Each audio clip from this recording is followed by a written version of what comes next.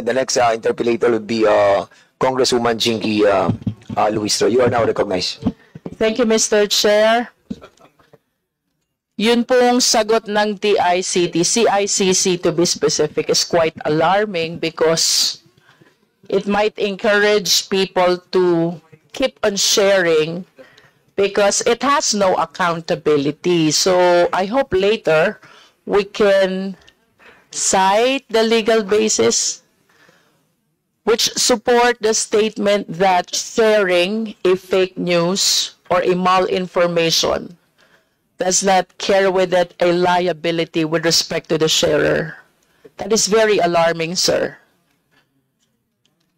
To continue, Mr. Chair, I think everybody agrees that we all recognize the freedom of speech, the freedom of the press, the freedom of expression as one of the primordial constitutional guarantees.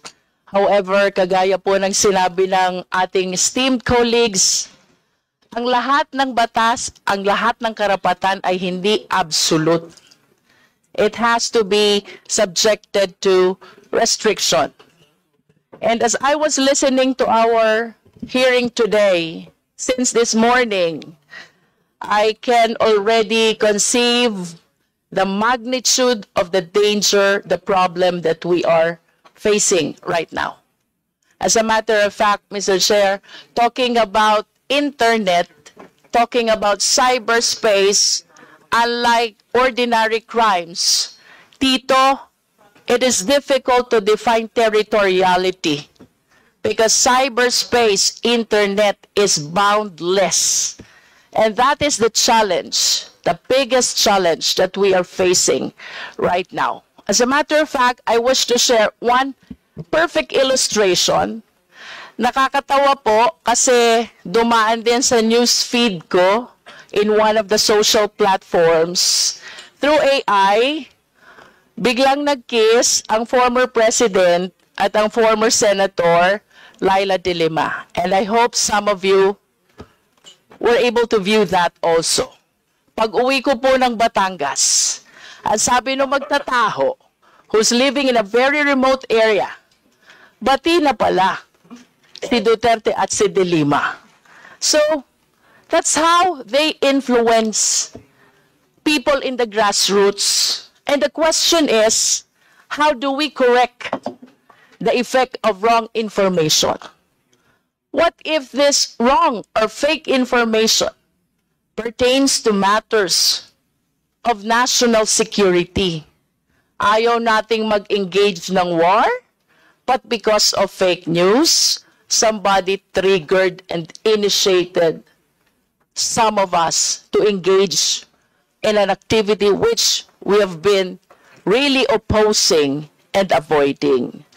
Mr. Chair, amid all the challenges that everybody is presenting in today's hearing, I think everybody will agree that time is of the essence.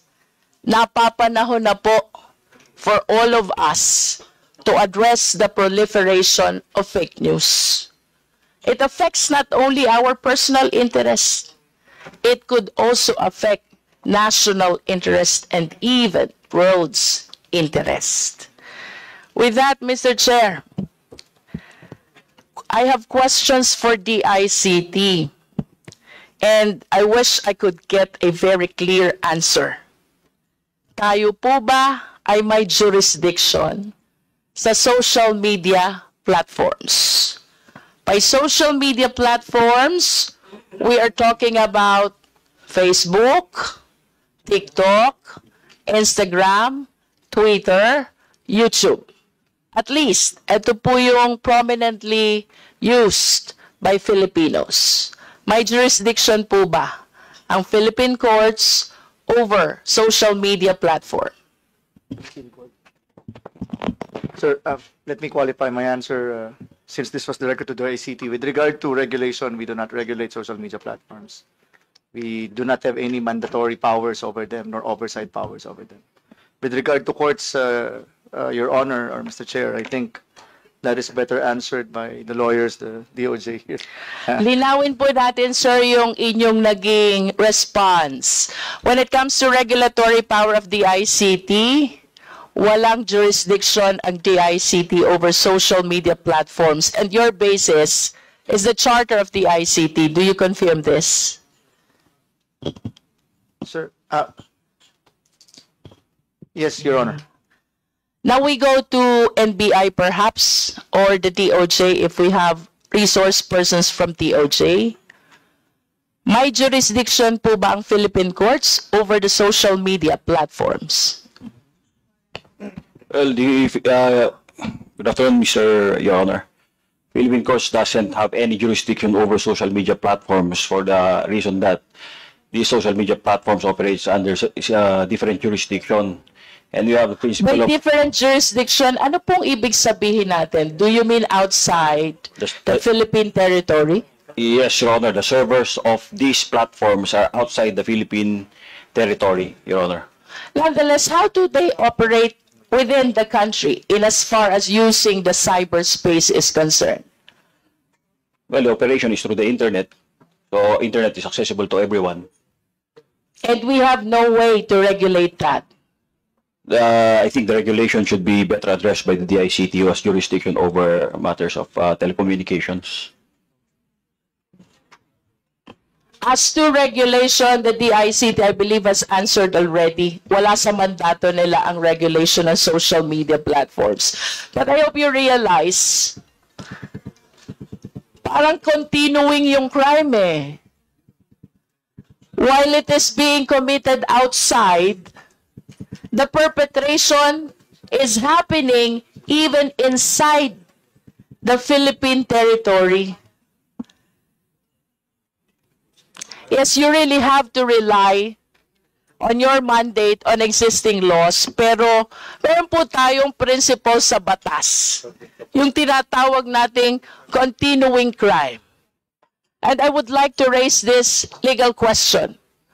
Whether posting malinformation, disinformation, fake news, notwithstanding the fact that the social platform is outside the Philippine territory, but the post can be seen inside our country, can this be not considered as a continuing crime?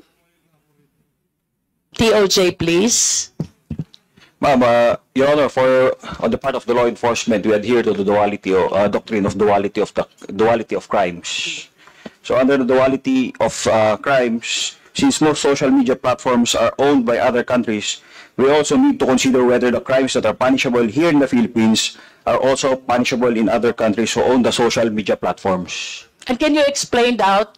How does it work, the duality of crime? Jurisdictional, ma'am. That's jurisdictional, Your Honor. All right, so how if do it's you not apply it in punishable- as far as our challenges here in the Philippines is concerned? The country where the social media platform is located does not really react to our requests or does not really care about our requests, because the law that is punishable here in the Philippines is not punishable under their jurisdiction. So basically, as a consequence, we cannot request information from those social media platforms as it is not congruent with our international law and law on data privacy, depending on the country where the social media platform What is you are based. saying, sir, if I may interrupt, what you are saying is, if cybercrime is punishable here, cybercrime is not punishable in the place where the social media platform is located. Is that what you mean? It depends on the kind of cybercrime, Your Honor. So, for instance, Please expound. cyber libel is punishable here in the Philippines, but it is not punishable in the U.S. And where are these social media platforms located? The biggest social media platform, such as Meta, is located in the U.S. But at least we can have something to start on. Yes, Your Honor. Identify which countries have similar law which punishes similar crimes in the Philippines. Yes, Your Honor. Tama ba? Yes, Your Honor. And with your statement, does it mean na Halimbawa, ang cybercrime is punishable in a foreign country, cyber libel, punishable in a foreign country, punishable in the Philippines as well, even when the social media platform is in the foreign country. Pwede ba natin din silang i-include dun sa case to be filed inside the country? Yes, Your Honor, because there is already mutuality between the countries. So in other words, we can acquire jurisdiction by way of duality of jurisdiction.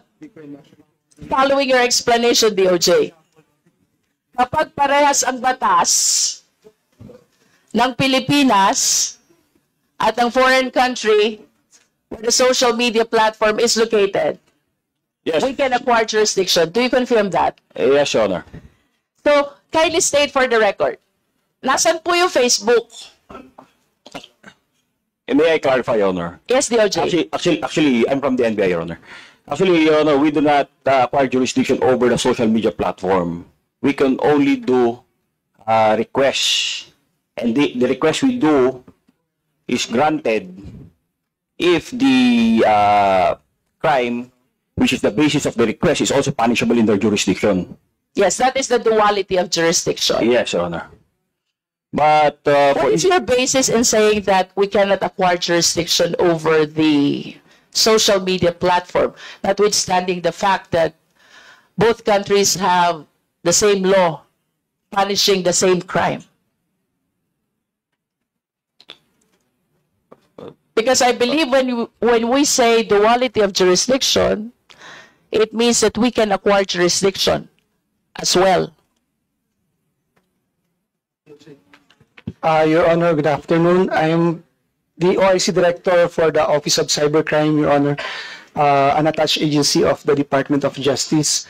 Your Honor, as to the issue on jurisdiction, actually there is a way where we can acquire jurisdiction if there is a cyber warrant issued to a particular platform, but the limitation of that cyber warrant pertains only to computer data or informations that are stored in the or being held by these platforms to be produced or provided to us in relation to a particular case already filed in court, Your Honor. Hindi ba, sir, lahat naman ng napopost talaga ay incorporated in the data which are being kept by the social media platform? So I wish to believe na lahat ng lumalabas sa social media platform ay part and parcel ng data ng social media platform which is foreign-based. Tama po ba yun? Yes, Your Honor. I agree with your statement, Your Honor. But there are also some instances like dito po yung pumapasok yung retention, Your Honor, where kunyari sa Pilipinas po sa atin, if we have a particular, if our law requires a particular number of months or years for that platform to retain all those informations, we can.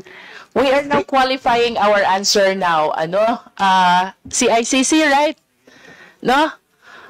Let's go to the basic question. Kaya po ba nating mag-acquire ng jurisdiction over the social media platform? Please do not qualify your answer first. Tun muna po tayo sa general rule. Kaya po ba o hindi? Because you were mentioning already about the cyber warrant, cybercrime warrant.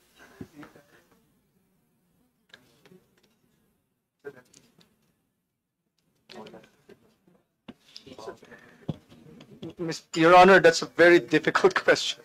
Kasi crimes are jurisdiction. The definition of whether an act is a crime or not is jurisdictional. I understand. So, without qualifying, Pero maybe we kanina, can write a position paper on this. kanina you were discussing already about the duality of jurisdiction doctrine, and I humbly submit that with that doctrine, I think there's a possibility for us to acquire jurisdiction over social media platform.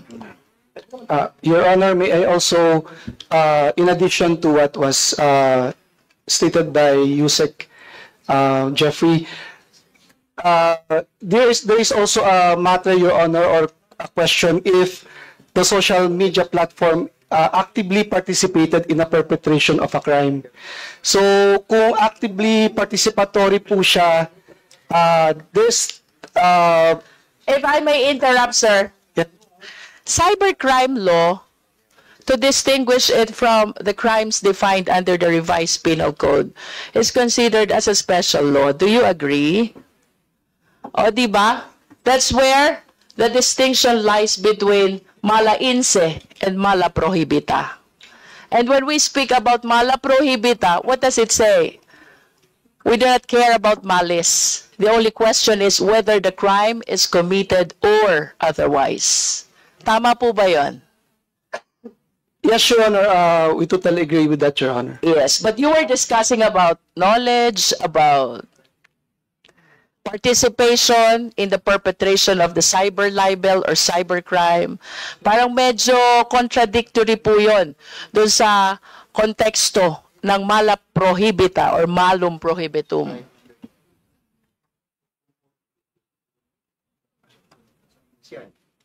I understand that the question is difficult, but at least we were able to discuss initially the duality of jurisdiction doctrine, which I hope you will be able to render a legal position paper.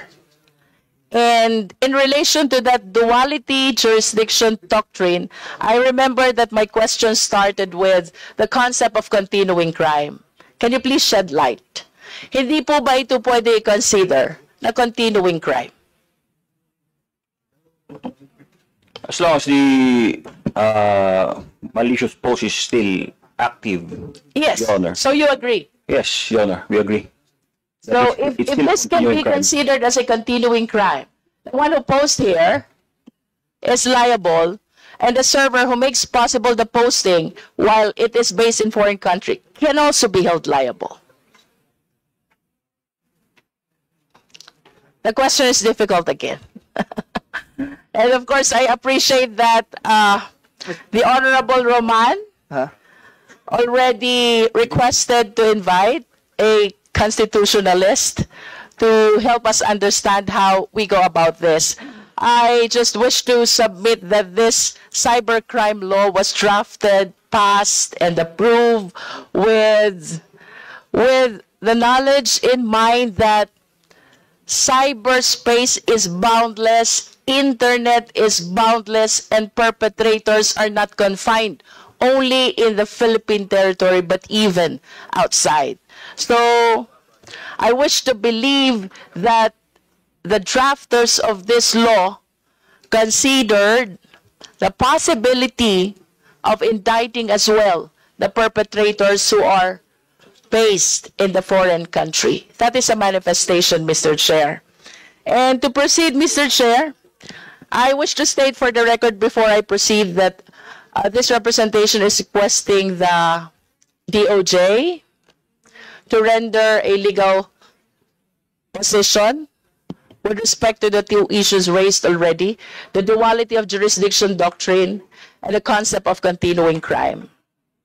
And for my last question,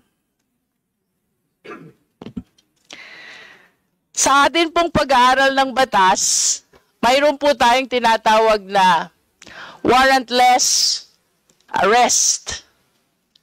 Konting review lang po. Ano po ba yung mga instances when arrest without warrant is allowed? DOJ? Yes, Your Honor. In the rules of court, Your Honor, the instances that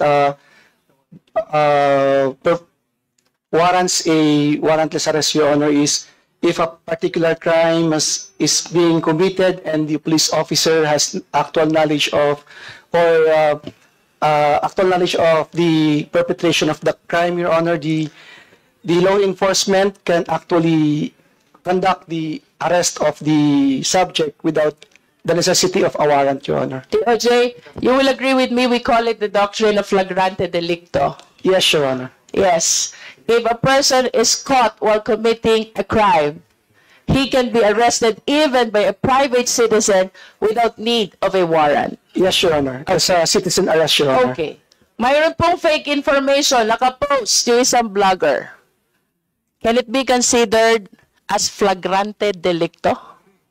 Yes or no? Yes, Your Honor. Yes. For as long as the fake news is still posted. The one who posted it is in flagrante delicto.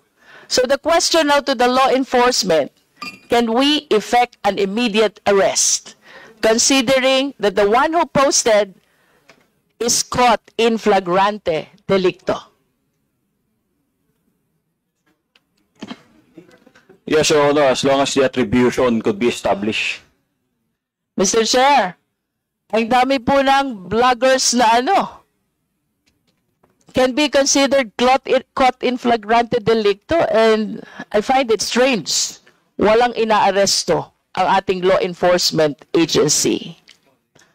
I do not subscribe to the opinion that our laws are insufficient. I wish to submit that the drafters of these laws considered already indicting even people outside the Philippine territory, considering that we're talking about cyberspace, considering that we're talking about internet, which horizon and territory is boundless.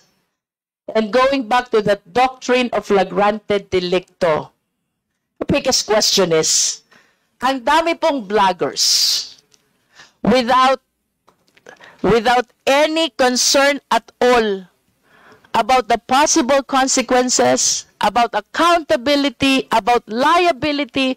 They just keep on posting fake news, proliferating fake news. And this is a clear illustration of caught in flagrante delicto, which warrants warrantless arrest. Bakit po walang ginagawa ang ating law enforcement agency? Okay, who will reply? NBI. Yes, Mr. Chair. So for that question, Mr. Chair, as I already discussed a while ago, ang meron lang po tayo ngayon is cyber libel na batas. And Article 154 of the Revised Penal Code, if I may read, Mr. Chair. So doon po sa Article 154, meron po tayong unlawful use of means of publication and unlawful utterances. Number 1 po doon, any person who by means of printing, lithography, or any other means of publication shall publish or cause to be published as news any false news which may endanger the public or cause damage to the interest of the credit of the state. Yun lang po ang dalawang batas na pwede natin gamitin if we conduct a law enforcement operation or file of case. But the problem is, this case is a personal crime. Kailangan po may private complainant po na magrereklamo, and it will be the basis for the arrest. Sir, I wish to go back to the concept of flagrante delicto. Doon po ba sa flagrante delicto, naghihintay ho ba ang police ng complainant? I don't think so. For as long as the person is committing a crime, even private citizen can arrest without need of a warrant. Mr. Chair, I believe that the questions is quite legally debatable already. So I would appreciate listening on the next hearing to our invited constitutionalist. I conclude, Mr. Chair. Thank you so much, Congresswoman Luistro.